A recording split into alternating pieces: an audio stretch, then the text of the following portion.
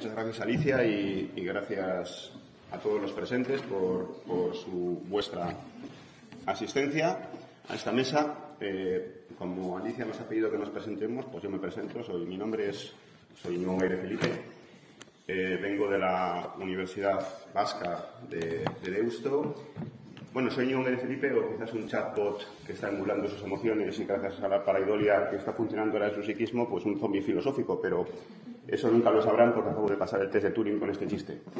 Entonces, resulta que mi conferencia o mi comunicación o mi intento de comunicación se titula efectivamente Cogito ergo non sum, lo cual es efectivamente otro chiste, otra broma, que efectivamente trata de extraer quizás la sentencia más famosa de la obra filosófica de Descartes y quizás de la entera filosofía moderna, por así decirlo, y conectarlo con el síndrome de Cotard, que es una curiosa entidad nosopsiquiátrica o nosográfica de la que hablaré ahora. Digo entidad porque pues tampoco está muy claro lo que es, si es un complejo sintomatológico, si es una enfermedad, una patología, en fin, vamos a ver. Y luego añado, y las discontinuidades del ego, y eso voy a tener que explicarlo después. Bueno, pues en primer lugar eso, encantado de estar aquí, además en Oviedo, una ciudad a la que vengo con cierta frecuencia. Yo mismo me doctoré aquí, así que tampoco soy del todo ajeno a este sitio. Y entonces, pues, esta conferencia o esta comunicación trata de, en un congreso como este, dedicado efectivamente a las conexiones entre la psicopatología o la psicología normal y patológica, etcétera, y la filosofía, pues trata efectivamente de establecer cuáles pueden ser algunas de esas conexiones, toda vez que además filosofía es el nombre de una disciplina que tampoco resulta unívoca, sino que es análoga o quizás equívoca. Y entonces, por filosofía, yo voy a tomar un tema que es eminentemente filosófico, desde luego, y que además dice referencia, pues quizás a uno de los problemas filosóficos fundamentales, por lo menos de aquello que podríamos llamar la filosofía moderna, que suele llamarse así. De hecho, pues a la idea que hace las veces, según decía Rorty en su obra clásica Philosophy and the Mirror of Nature, de la primera vedette del teatro de variedades de la filosofía moderna, saber la mente. Hasta el punto es así que cuando, me va a permitir otro chiste, ya que estamos, cuando Bertrand Russell, por ejemplo, confesó a su abuela, al parecer, que quería estudiar filosofía, pues la abuelica de Bertrand Russell le dijo: hijo mío, no tienes por qué hacerlo porque la filosofía es asunto sobremanera simple y se reduce pues a dar vueltas sobre el siguiente juego de palabras o la siguiente pregunta, intraducible, así que vamos a ver. What is matter? Never mind. What is mind? No matter. Esta dicotomía entre materia y mente, pues es una dicotomía que efectivamente venimos arrastrando desde aproximadamente el siglo XVII, en gracia a un personaje del que vamos a hablar ahora, que es Descartes, precisamente. Bueno, pero para empezar voy a establecer mínimamente cuáles pueden ser, yo que sé, la hoja de ruta o la agenda de mi intervención aquí, cuáles pueden ser mis propósitos en esta charla. Y entonces estos propósitos son dos, y además los dos están de alguna manera contenidos implícitamente en el título, ¿no? El Cogito ergo non sum, el síndrome de Cotard y las discontinuidades del ego. En primer lugar, voy a tratar de ofrecer una confrontación crítica o un aterrizaje filosófico de una idea altamente especulativa o metafísica, como se quiera llamar, ¿no?, de la filosofía moderna, que es la idea cartesiana de cogito, extraordinariamente exitosa. Si hay una idea exitosa en la filosofía moderna, al parecer es esta, ¿verdad? Cogito ergo sum, claro, mi título alude a esto, Cogito ergo sum, que es una sentencia que tampoco aparece exactamente así en ninguna de las obras de Descartes, ni en las dos obras fundamentales de Descartes, aunque tiene otras muchas fundamentales. La más digámoslo así, la más pro filosóficamente, ¿no?, que es la que escribe para la Sorbona, que son las Meditaciones, por supuesto, y la más popular, la que escribe más en un género ensayístico dirigida a toda la nación y por tanto escrito no en latín sino en francés, porque no está dirigido a los muy sabios y eruditos doctores de la Sorbona, como reza el título de la carta dedicatoria de la introducción de las Meditaciones, sino a toda la nación francesa, se supone, como nación histórica, que es el discurso del método. En ninguna de las dos aparece exactamente esta frase, ¿no? Aparecen frases análogas, parecidas, etcétera, pero no exactamente esta. Pero, en fin, vamos a acogernos a esto, ¿no? Cogito ergo sum, aproximar, digo esto, aterrizar esto a una cierta fenomenología, como digo eso, nosográfica y nosopsiquiátrica, que está asociada con un curiosísimo síndrome, que es el síndrome de Cotard. Y, claro, pues dando vueltas sobre el síndrome de Cotard y para hacer el chiste fácil, pues el título se me ha ocurrido poner Cogito ergo non sum. pienso que no existo. Pienso, luego no existo. Y entonces, a la luz de esta temática, que va a ocupar la primera parte de mi conferencia, quiero demostrar también cómo efectivamente el yo, también por llamarlo de alguna manera, el concepto, la idea de ego, que es una idea absolutamente también exitosa desde el punto de vista del desarrollo del pensamiento, vamos a decirlo así, filosófico, en el sentido lato occidental y no occidental, etcétera, no comparece como una unidad de simplicidad, que es lo que decía Descartes y lo que dicen otros muchos, sino que más bien representa lo que poéticamente, de alguna manera, podríamos decir una textura abrupta, infructuosa y que está llena de discontinuidades. Aquí me acojo a una idea que tiene que ver con un filósofo también local, de alguna manera, que es Gustavo Bueno, y que en su último libro, publicado un poco antes de morir, 2016, aunque con un manuscrito que tiene una historia, digamos, filológica más antigua, se titula El ego trascendental, siguiente la tesis de las discontinuidades del ego. Veremos luego lo que significa. Bueno, pues estos son los propósitos y ahora se trata de satisfacer los propósitos porque si no voy a quedar aquí como un fraude. Vamos a ver. Entonces, vamos a empezar con un poco de historia y la historia tiene que ver con este sujeto que aparece aquí pintado por Frans Hals, uno de los maestros de la pintura flamenca, en un cuadro que puede verse no en el Rijksmuseum sino en el Louvre, en este caso, y es Descartes, evidentemente. Y claro, Descartes es un filósofo que para mi conferencia va a ser central, pero también yo creo que es central, es un filósofo muy presente, realmente, muy presente. Pues yo creo que no hay filósofos quizás en la historia de la filosofía moderna, por así decirlo, del siglo XVII en adelante, que resulte más congenial o más consanguíneo algunas de las problemáticas incluso sociales que nos están impactando de manera más, pues qué sé yo, más perentoria en estos días, ¿no? Por dos razones. En primer lugar, porque su consigna personal era larvatus prodeo, como todo el mundo sabe, ¿no? Comparezco enmascarado. Y claro, si bien en la modulación en la que Descartes emplea esta frase, larvatus prodeo, como consigna personal, tiene más que ver, al parecer, con su afiliación al sistema copernicano frente al sistema tolemaico, en un momento en el que ser copernicano, pues desde luego tenía pocas posibilidades de éxito social, ¿verdad? Después del propio hacer de Galileo, etcétera, etcétera. Claro, eso es lo que se refería a Descartes cuando decía larvatus prodeo. Pero me van a perdonar la ironía o la coña marinera, aquí todos comparecemos enmascarados, por lo menos ustedes y hoy, ¿no? Pero ustedes sí por la pandemia, ¿no? Y luego, además, pues claro, también es un filósofo confinado, quiero decir que si un filósofo confinado fue Descartes, que se confinó en la guerra de los 30 años, ¿dónde? Pues en Newburn, en una ciudad muy cercana a Ulm. Tienen ustedes una fotografía en la pantalla un poco cutre y pequeñita, ¿no? Pero, en fin, pueden más o menos hacerse una idea del centro de Newburg, de su schloss, de su castillo.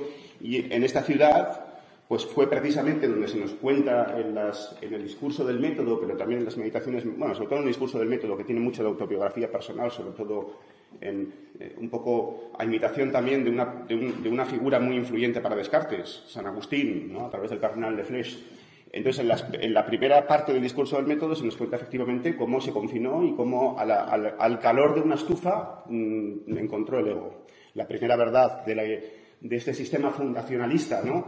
De la filosofía que él pretendía emprender, ¿no? Acosado por lo que él percibe ser pues, los errores que él ha tenido por ciertos toda su vida. Bueno, total, que efectivamente no hay filósofo, por así decirlo, más tópico, porque todos de alguna manera podemos empatizar, no sé si con Sofía, pero desde luego con Descartes, porque iba enmascarado y se confinó. Y entonces aquí tenemos dos de las obras maestras de Descartes. Uno es, pues por supuesto, la obra maestra, la que él escribió como su obra maestra, acaso, que es las Meditaciones de Prima Filosofia in qua de existentia Dei et anima immortalitate demonstrata. Anima immortalitas. Es decir, las meditaciones de filosofía primera, es decir, de metafísica, en las cuales la existencia de Dios y la inmortalidad además son demostradas, casi nada, ¿verdad? Y luego tenemos el discurso del método. Bueno, pues en ambas obras voy a tomar aquí dos fragmentos extraídos de la cuarta parte del discurso del método y luego un fragmento de la segunda parte de las meditaciones que hacen referencia exactamente a lo mismo, a este filosofema del cogito que tanto éxito ha tenido después, efectivamente. Y entonces vamos a ir al discurso del método, ¿no? En primer lugar. Pero advertí luego que queriendo yo pensar de esta suerte que todo es falso, efectivamente queriendo aplicar pues esta duda metódica, hiperbólica, etcétera, era necesario que yo que lo pensara fuese alguna cosa, y observando que esta verdad yo pienso, luego yo soy, Era tan firme y segura que las más extravagantes suposiciones de los escépticos no son capaces de conmoverla, juzgué que podía recibirla sin escrúpulo como el primer principio de la filosofía que estaba buscando. Estas palabras, pues más o menos resuenan en la memoria de todos, y las siguientes que voy a citar, pues también, ¿no? Examiné después atentamente lo que yo era, y porque claro, efectivamente, yo pienso, luego yo soy, pero ¿qué es esa cosa que soy, no? Y viendo que podía fingir que no tenía cuerpo, podía fingir que muy fácilmente puedo fingir que no tengo cuerpo, según nos ha ido diciendo Descartes en los momentos anteriores del discurso, por muchos medios distintos y últimamente pues por la apelación al genio supremo, al genio maligno, etc. Pudiendo fingir que no tenía cuerpo alguno y que no había mundo ni lugar alguno en que yo me encontrase, pero que no podía fingir por ello que no fuese, sino al contrario, por lo mismo que pensaba en dudar de la verdad de las otras cosas, se seguía muy cierta y evidentemente que yo era, mientras que con solo dejar de pensar, aunque todo lo demás que había imaginado fuese verdad, no tenía ya razón alguna para creer que yo era, conocí por ello que yo era una sustancia, cuya esencia y naturaleza todo es pensar. Claro, esto cuando Descartes dice que ha hecho tabula rasa de la historia de la filosofía y empieza a hablar de sustancia, etcétera, etcétera, pues ya uno se pone un poco en guardia, ¿no? Y más bien se tenía que acordar de obras como la de Gilson sobre las fuentes medievales de la filosofía cartesiana, realmente, pero en fin, dejamos eso. Dice, era una sustancia que no necesita cuya esencia y naturaleza toda es pensar y que no necesita para ser de lugar alguno ni depende de cosa alguna material, de suerte que este yo, es decir, el alma por el cual yo soy, lo que soy, es enteramente distinta del cuerpo y hasta más fácil de conocer que éste. Y aunque el cuerpo no fuese, el alma no dejaría de ser cuanto es. Bueno, esto es en el discurso del método. Pero en las meditaciones metafísicas, en esas meditaciones de prima filosofía in qua anime immortalitas et dei existentia demonstrata, pues esto es lo que dice la segunda de las meditaciones, ¿no? La primera de las meditaciones, como todos ustedes recuerdan, está dedicada a la duda, realmente a la duda. Pero la segunda ya no es la duda. La primera acaba una posición de escepticismo, ¿verdad? Escepticismo universal. Y dice, y me voy a dormir. Y se va a dormir todo tranquilo y al día siguiente dice, pero no, me he dado cuenta de que efectivamente el escepticismo total hay que ponerle un coto. Y este es el coto.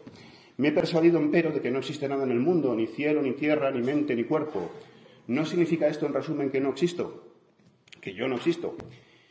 Ciertamente existía si me persuadí de algo, pero hay un no sé quién engañador sumamente poderoso, sumamente listo, que me hace errar siempre a propósito. Sin duda alguna, pues existo yo también si me engaña a mí, y por más que me engañe no podrá nunca conseguir que yo no exista mientras yo siga pensando que soy algo. Este es el argumento clásico con el que refuta la propia, no la posibilidad del genio maligno, eso quedará refutado más tarde cuando introduzca el argumento ontológico y el argumento de la prueba noseológica, etcétera, de la existencia de Dios, sino la posibilidad de que el genio maligno omnipotente le pueda engañar en todo, universal y omnímodamente. Hay un punto en el que no podrá engañarle, que es este. De manera que una vez sopesados escrupulosamente todos los argumentos, ha de concluir que necesariamente, que siempre que digo yo soy, yo existo, o lo concibo en mi mente, necesariamente ha de ser verdad. No alcanzo, sin embargo, a comprender todavía quién soy yo, que ya existo necesariamente, por lo que he de procurar no tomar alguna otra cosa imprudentemente en lugar mío y evitar que me engañe así la percepción que me parece ser la más cierta y evidente de todas. Bien, pues dicho esto y acogiendo aquí estas palabras de Descartes, podemos, yo creo, que seguir aquí a otro filósofo mucho más reciente, por supuesto, me refiero a Elliot Sober, un filósofo americano, sobre todo era un filósofo de la ciencia y de la biología, de la Universidad de Wisconsin, que en un libro titulado Core Questions in Philosophy del año 1991 formaliza este argumento y me parece una buena idea, aunque es un poco, bueno, una idea trivial, pero buena al cabo. Formaliza el argumento que está alargado aquí y también aquí, ¿no? Y el argumento que está alargado aquí es un argumento que conduce a Descartes a la teoría en filosofía de la mente que más fácilmente asociamos con Descartes, que es el dualismo sustancial, ¿no? Dualismo sustancial, que es una doctrina propia de Descartes, o por lo menos de algunas partes de la obra de Descartes, y que después pues, va a tener también una cierta influencia, ¿no? Quiero decir, en el siglo XVIII, en el siglo XIX, incluso en el siglo XX mucho menos, pero pues ahí están Eccles y Popper, ¿no? Con su The Self and Its Brain, ¿no? Ese es el dualismo sustancial más extremo en el siglo XX, aunque después ha tenido menos éxito, ni siquiera Daniel Chalmers actualmente defiende exactamente esto, ¿no? Pero en fin. Sober lo que hace es formalizar este argumento que está, digo, in nuce, largado en los párrafos que acabo de citar de las meditaciones y del discurso, de la siguiente manera. Es el argumento de la indubitabilidad. Un argumento en favor del dualismo sustancial entre mente y cuerpo, vamos a decirlo así, o alma y cuerpo. Dos premisas y una conclusión. la premisa primera podría ser, y la he enfatizado en rojo porque tiene mucha importancia, ¿no? Si X, sea lo que sea X, por supuesto, tiene una propiedad P, sea esta propiedad la que sea, de la que Y carece, no es el caso de que X y Y sean idénticos. Y esto está basado en la cláusula de Leibniz acerca de la indestirnabilidad de los idénticos. Esta es la primera premisa. La segunda premisa sería, la mente tiene una propiedad P de la que el cuerpo carece. Esto es la indubitabilidad. Yo puedo dudar de mi cuerpo fácilmente, pero no puedo dudar coherentemente de mi mente. Porque en la medida en que dude, pues, cogito ergo sum, sencillamente, como dijo Descartes. Y también, de nuevo, aquí me cojo a Gilson. No lo dijo de la nada porque el enimisi fallor sum de San Agustín, ahí está. Quiero decir que es más o menos San Agustín discutiendo con los escépticos, con los académicos, en contraacadémicos, dice algo muy parecido realmente. Y claro, resulta que efectivamente la influencia de San Agustín está directamente en Descartes a través de múltiples caminos históricos, pero no quiero entrar en esto porque no nos concierne aquí. Conclusión. La mente y el cuerpo no son idénticos, de donde se sigue que el dualismo sustancial en filosofía cartesiana de la mente. Bueno, de acuerdo, pues precisamente a esta formalización tan trivial y esquemática del argumento cartesiano voy a volver más tarde, cuando nos confrontemos con el síndrome de Cotard. Bien, pero antes de eso, pues nada, es obligado decir que efectivamente desde el punto de vista de lo que podríamos llamar la historia efectual, bueno, es un término que tomo de Gadamer, pero en fin, el éxito posterior de esta idea o lo que fuese, el ego cogito es una idea, el cogito cartesiano, que ha recibido pues múltiples críticas y objeciones. Eso tampoco descubro ningún secreto. Me permito simplemente citar algunas de las más famosas. Ya en la propia vida de Descartes, o en la época de Descartes, pues tenemos el caso de Arnaud, que acusa a Descartes de haber cometido una especie de falacia circular. ¿Cuánto tiempo me queda? Porque Bueno, 10. Ostras, bueno, bien. Pues una falacia circular, ¿verdad? Una especie de círculo en virtud del cual el descubrimiento del cogito se apoya en la norma de la claridad y la distinción. Pero esa norma cartesiana a su vez está apoyada también en la existencia de un Dios que es infinitamente veraz, que no es independiente en su demostración del propio cogito. Entonces hay una especie de círculo en el que se prueba lo mismo por lo mismo y estamos en un círculo vicioso, ¿no? Eso era la crítica de Arnaud. David Hume, naturalmente, pues la famosa teoría de Bundle Theory of the Self, ¿no? Según la cual el yo no es tanto una sustancia cuanto un haz de impresiones. Bueno, lo que saben ustedes de la teoría impresionística de las ideas de la epistemología empirista, vamos. Según la cual, pues Descartes no habría demostrado que yo pienso, luego yo soy, porque del yo pienso no se sigue yo soy, sino sigue en todo caso una cosa que piensa, etcétera. Y en la estela del propio Hume, pues ya en el siglo XIX, creo que con frase rotunda, Ernst Mach, este filósofo y físico y matemático y psicólogo, austriaco nacido en lo que es Checoslovaquia, pero austriaco, sí, del Imperio Austriaco, pues en su libro Análisis de las sensaciones, Mach dice, Das Ich ist unrettbar, es decir, el yo está podrido o algo así, ¿verdad? Está podrido, está corrupto. Martin Heidegger, pues también nos habla de la superación, que a su vez es una convalecencia, puesto que es una superación no tanto en el sentido clásico ni siquiera hegeliano, sino como se supera una enfermedad, ¿no? De la metafísica del sujeto moderno, que es parte de la historia de la historia del ser y del olvido del ser en beneficio de los entes, y que en su último horizonte pues ha recaído en el dominio universal de la técnica. En fin, todas estas cosas de Heidegger también sabemos muy bien. Y luego, por supuesto, pues la gran crítica a la idea del yo como sustancia, entendido así por Descartes y por otros muchos, que nos encontramos en Sigmund Freud, sobre todo en la segunda tópica, pero bueno, también en la primera, ¿no? Es decir, esta idea de que efectivamente el yo es un espacio, una textura que está internamente dividido y que hay una planta noble y luego hay un ático y hay un sótano, vamos a decirlo así, ¿no? El yo, el superyo y el ello, el preconsciente, el inconsciente y el consciente, como se quiera decir, ¿no? Bien, según sea la primera tópica, la segunda tópica. Bueno, total, que efectivamente es una idea que ha sido ampliamente criticada y triturada y, por tanto, yo no voy a ser nada original a la hora de objetar esta noción sustancialista del yo. También ha sido una idea muy exitosa y aquí, pues, quizás la forma de testar este éxito pues sea referirme al señor que tengo presente aquí, ¿no? Este Hegel, ¿no? Que en las Vorlesungen über die Geschichte der Philosophie, en las lecciones de la historia de la filosofía, pues cuando llega la filosofía moderna, para empezar, llega después de haberse saltado la filosofía medieval, porque se dice además así, me pongo las botas de 7 leguas y salto sobre este periodo de 1500 años, porque total no tiene mucha importancia.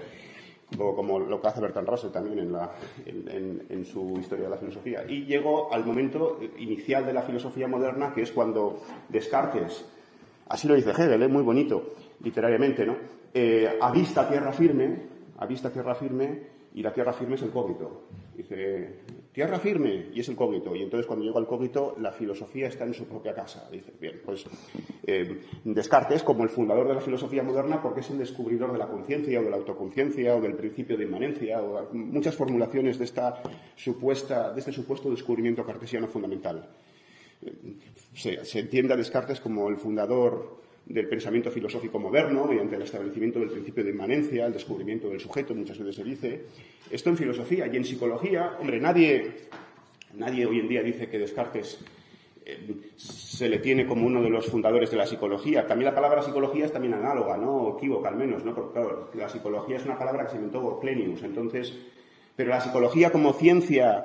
no la psicología racional, no la psicología de Leibniz y de Wolff y que luego es la de la escolástica, la animástica, ¿no? Que es luego la que criticará Kant en la primera crítica, sino la psicología como ciencia, por así decirlo, sea esto lo que es, porque también es un conjunto muy fractuoso de diferentes ciencias, psicometría, psicopatología, psicología de la percepción, psicología cognitiva, psicología social, etc. Digo que la psicología como ciencia, pues los historiadores de la psicología le dan una fecha convencional de nacimiento y no tiene nada que ver con Descartes. Se supone que es 1879, ¿no? Con la fundación del primer laboratorio de psicología experimental en Leipzig por Wilhelm Wundt y todas estas cosas, ¿no? Pero muchas veces se toma Descartes no como un psicólogo, sino como un protopsicólogo, como un hito fundamental entre los precedentes más bien protopsicológicos y filosóficos de la psicología científica. Lo que ocurre es que esta herencia cartesiana me parece que es muy ambigua, porque si bien es cierto que la línea que lleva de Descartes al establecimiento del sustancialismo espiritualista es una línea muy recorrida, hay otra segunda herencia cartesiana que muchas veces se enfatiza poco y que tiene que ver, pues no con este espiritualismo al que se llega mediante el dualismo sustancial, sino más bien al mecanicismo, al materialismo mecanicista. Esto también está en Descartes, a través de la doctrina, sobre todo del automatismo de las bestias y del automatismo del cuerpo del hombre, en cuanto que es exactamente idéntico al de los animales, y esto, pues, también efectivamente da lugar a una historia efectual que atraviesa los nombres de Lamettrie, de Holbach y de Helvetius y del materialismo francés, y que termina, pues, en el cierre categorial de la fisiología a través de la idea y luego de la reflexología a través del arco del reflejo, en Bergterog, en Pavlov, etc. Bien. Bueno, pero ahora vamos a Cotard. Y claro, resulta que efectivamente Jules Cotard y el síndrome que se asocia a su nombre es un síndrome que Jules Cotard describió en el año 1880 en una conferencia en París y que él asoció, pues, a una paciente a la que podríamos llamar como la paciente cero, por así decirlo, para utilizar esa terminología un poco epidemiológica tan en boga hoy en día. La paciente cero del síndrome de Cotard era una señora a la que llama Cotard Mademoiselle X, y que en una sintomatología muy curiosa, pues ella declara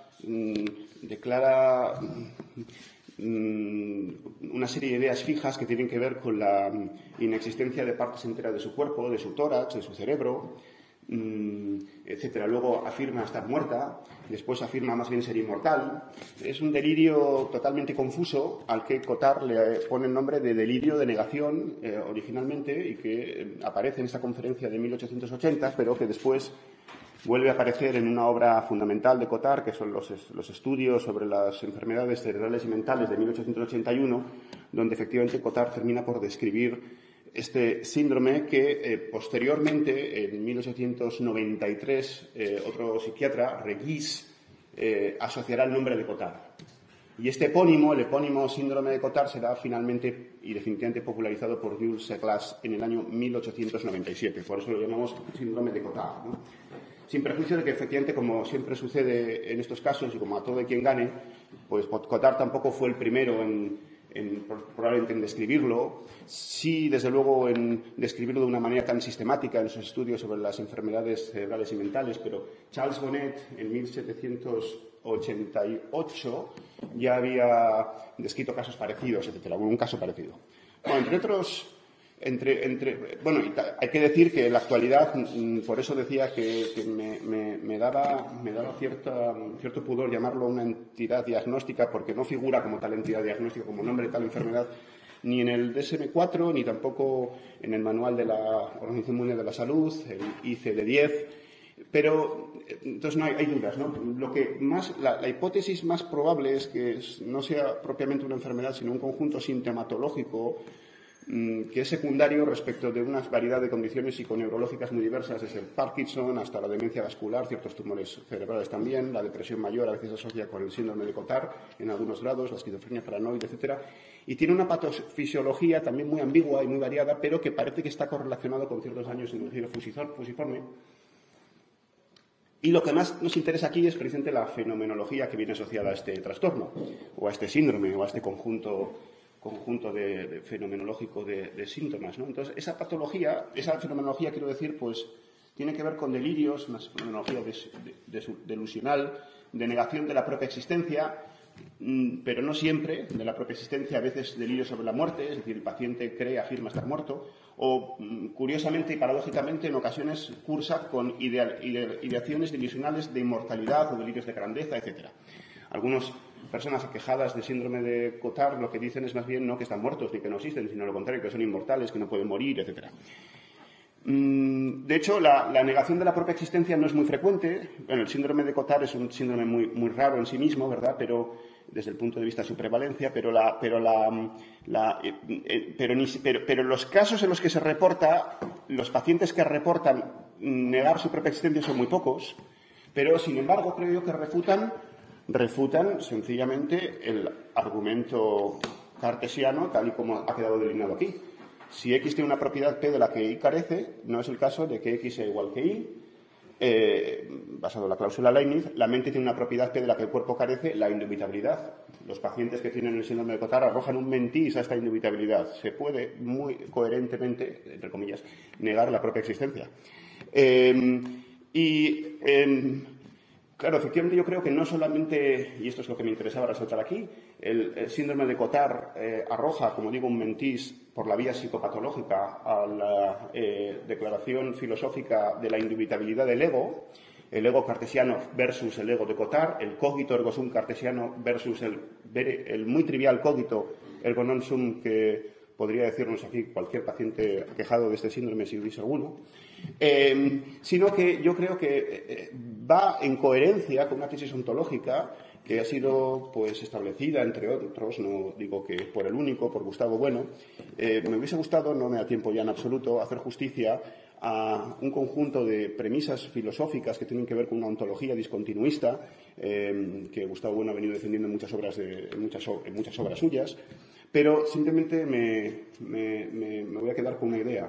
No se trata solo de que efectivamente haya una cierta continuidad y discontinuidad, continuidad relativa y discontinuidad relativa entre la mente y el cuerpo, continuidad relativa que es muy conocida por los fisiólogos y por los psicólogos, y discontinuidad también relativa porque efectivamente muchas afecciones psicológicas son inconmensurables con respecto a afecciones fisiológicas, etcétera, sino que también dentro de los diferentes géneros de materialidad, tanto de la materialidad física como de la materialidad psicológica, sucede no solamente una discontinuidad entre ellas, sino dentro de los propios géneros, intragenérica.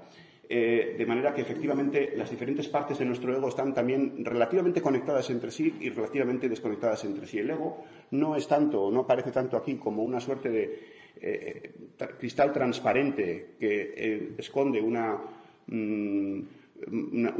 simplicidad, ¿verdad?, absoluta, una simplicidad de unicidad, una unicidad de simplicidad, sino más bien una especie de cámara de las maravillas en la que unos espacios están no solamente relativamente conectados con otros, sino también relativamente desconectados. Esto es lo que demuestra no solamente el síndrome de Cotard, sino otros muchos procesos psicológicos que tienen que ver pues, con las sensaciones cinestésicas y kinestésicas, con las sensaciones propioceptivas y nociceptivas, con los trastornos disociativos de la personalidad y con lo contrario, con las locuras A2 o A3, etc. Bueno, pues con esta idea un poco apresurada les dejo. Muchas gracias.